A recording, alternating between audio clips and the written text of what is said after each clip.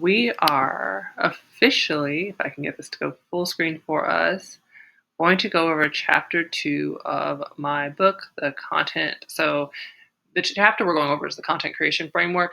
The entire book, I think, is about 5 or 6 chapters. And on top of that, it's available for purchase on Etsy. You pay it one time, and then you have access to all of this forever. This is legitimately a book I wrote because I get content creation questions so often because I've been a brand ambassador before. Before we were called influencers, we called brand ambassadors before and now after influencers, everybody's content creators. You see my point? I've been around for a really long time. I've been on MySpace, I've been on Tumblr, I've been on Twitter before it was called X, I've been on Facebook, Instagram. I've tried Lemon 8. I've been on Sunroom. You see, I'm on Flip, the social shopping app. If you don't know what I'm talking about, link down in the description for those who like to shop online, but also I need discounts and things. This is basically for my people who love product reviews. This app is going to be perfect for you. So this particular, and I, of course, obviously am on YouTube as well. So this chapter, I go over chapter 1 a lot because it's about building the foundation of your brand. But so many people actually start their content creation journey before they even get to that part, which is slightly backwards, but I've also done that. So there's no judgment there. So the content creation framework, when I tell you, I come back to this so often when I don't know what to post, when I'm feeling like my feed is not quite giving me what, as a person who is known for her aesthetics, and not in the aesthetics of a way it's so crisp and clean, it looks exactly like this. People know, oh, okay, you always have some kind of theme going on, even if I don't initially realize it, but they're like, oh no, I've can see that you're doing this, and then you do this, and then you do this, and then you do this, and I'm like, huh. So I had to write a book on it because because I have been using it for so many years across so many different platforms, and I was like, oh, this actually works. There are a few things in here that are not from my brain that I did not come up with, and I will make sure I make the distinction every time. I'm gonna try to keep this short for y'all. So I basically explain both methods. So the one that I came up with is the CPCT method, and that is your content pillars and a content type. Before you fuss at me, content pillars are not educate, entertain, inspire. I also don't like those ones. So I use, because I like alliteration, blame the writer in me, blame the poet, inspire, inform, impact. That's what I'm really big on. Because my why is always, when I get stuck in the content loop of did my post go viral? How many likes did it have? Da, da, da, which I don't even like thinking about anyway. I'm but from an analytics perspective, it's good to look at data. You can make data-driven decisions. But when I get too hung up on that, I'm like, okay, wait, pause. The why question that I always ask: did I inspire, inform, or impact one person a day? Yes, then it's a good day. It is a good day. So content pillars are, because that's your content purpose: inform, inspire, impact. Did it serve one of those purposes? Yes, you're cool. So for your content pillars, the stuff that you talk about a lot, 3 to 4 topics that you are constantly talking about, and people are like, oh, if I go to their page, I know, okay, this is what I'm going to hear about. For me, it is wellness. For me, it is community. You are going to hear about those 2 things. And wellness is a big one because it depends on the season.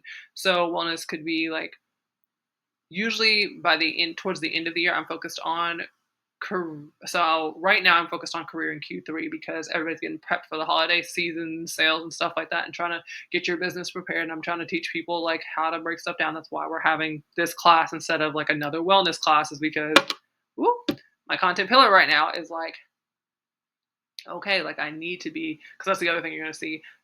One of my content pillars is still education, but that does actually fall under intellectual wellness. So it kind of teeter-totters between the two, which is I kind of love. I love a good intersection. So you got it. So content pillar. Which content pillar am I? If you talk about fitness a lot, if you talk about food a lot, if you talk about beauty a lot, what are the things that you could talk about for hours and never get sick of talking about? Those are probably your content pillars. You probably didn't even realize that until just now, until this conversation. And you're like, why didn't I ever think of that? Because you never had somebody talk to you about it. And so now you're like, huh, it's okay, I've been there. So another thing, this is not my brainchild. I want to say it's Emily De La Cruz, but she also may have learned it from somebody else. So the hub and spoke model. When I tell you, this is the thing I wish everybody understood, because when I figured this out, I was like, "Why are you telling me this whole time?" Which is something I had been saying, but I could never figure out like a way to like translate it to people. So this is just like what it looks like on an Instagram feed as far as the CPCT method. So this is your content pillar. So what are you talking about? And then your content type. And you could be talking about the same content pillar for 3 posts or all 9 of those posts, right? It depends on what season you're in, what you're focused on, what your sales goals are, what your business goals are. Maybe you don't have sales goals right now because you're not actually selling anything. Maybe you just have like, I want to increase my followers by this number. I want to get this kind of opportunity. So you're like, your content purpose, like what is driving your content right now? Think of that. So your content pillar is just like, okay, am I going to talk about wellness? Am I going to talk about community? Am I going to talk about education?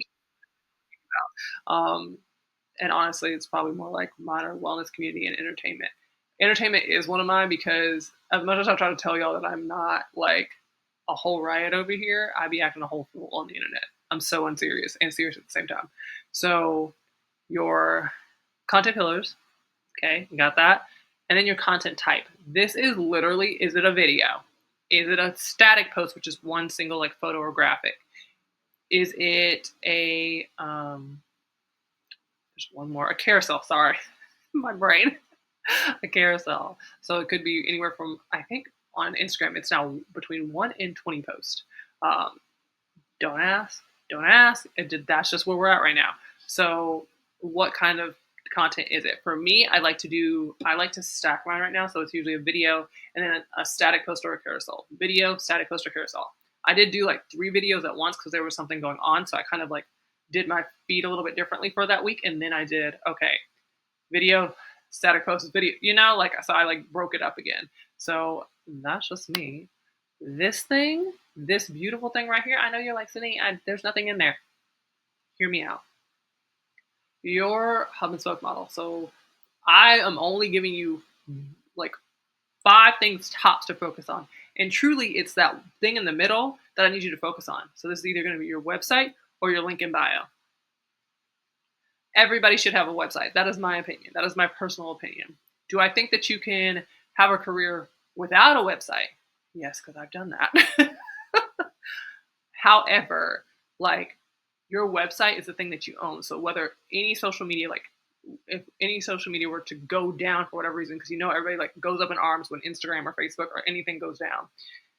If any of that goes down, you have a single source that people can go to connect with you.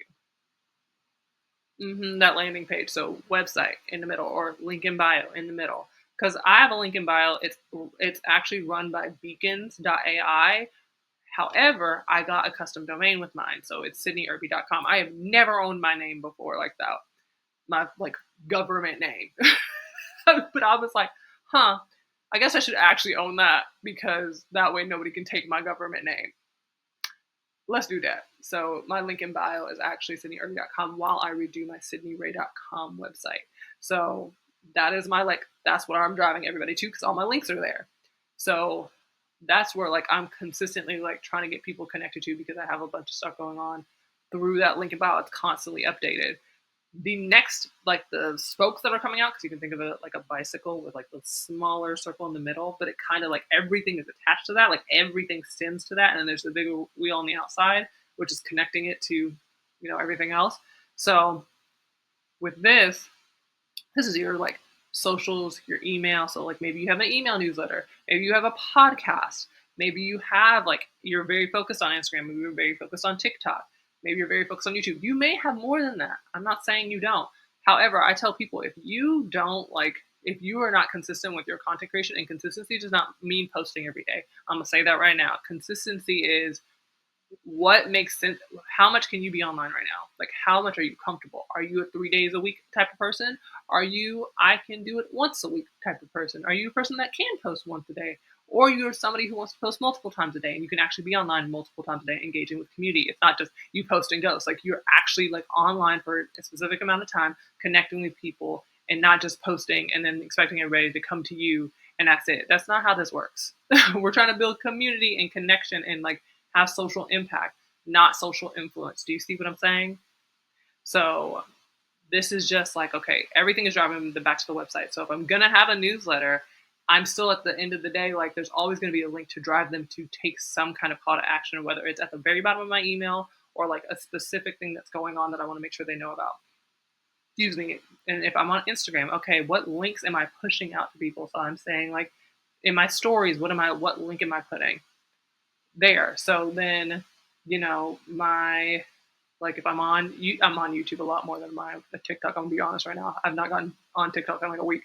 What am I doing on TikTok that's gonna? I don't have a link in the bio, so what can I do to help build my community there? And so like being able to pivot and like fit things. And like these hubs and spokes, like the spokes can change all the time, and your hub might change. You may like be redoing your website like I am, and then be like, I need to figure out something. So like mine is my link in bio right now, and not my website, but it could be vice versa.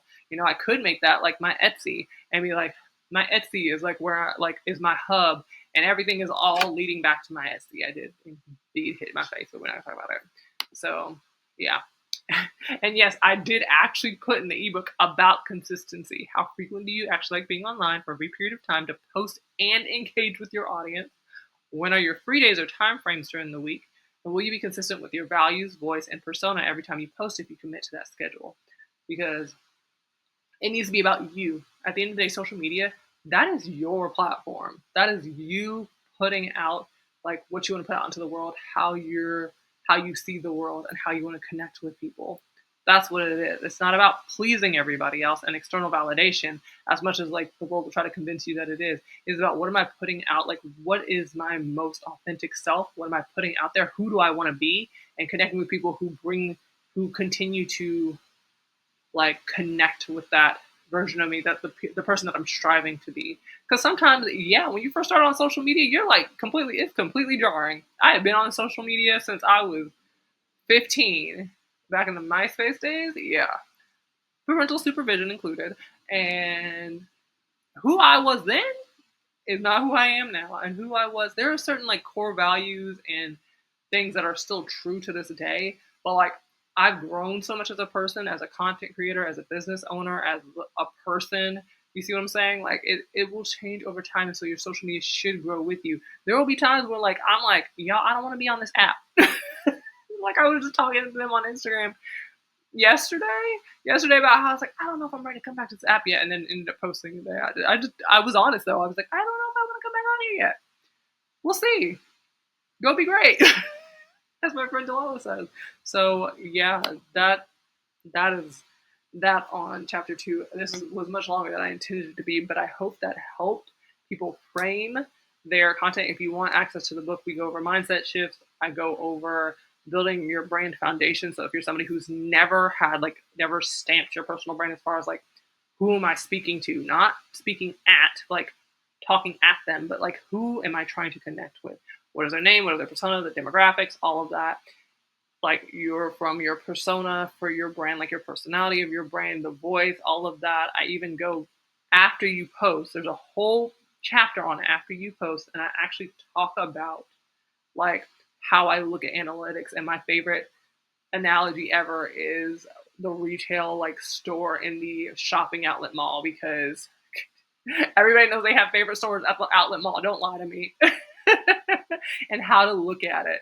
Because it's very much like social media if you really think about it. So, I'm a nerd. I'm just saying. But yeah, I hope that helped. If you have questions, drop them down below. I know I was trying to speak really fast so y'all got everything. But if I missed something, if you're trying to figure something out, and again, as always, you can buy my ebook. It is Lincoln is in the description and also in my link in bio, and also just like as many places I can get it. You can probably search up by Sydney Ray on Etsy too, because that's what the store is called. So, but I am Sydney Irby, Dream on Youth founder, creative director, so many hats, and I love it here. I'm so excited to see what y'all do with this new content creation framework. While it's not new to me, I know it's new to some of you, and I'm hoping that helps, and that mindset shift goodness with consistency helps too.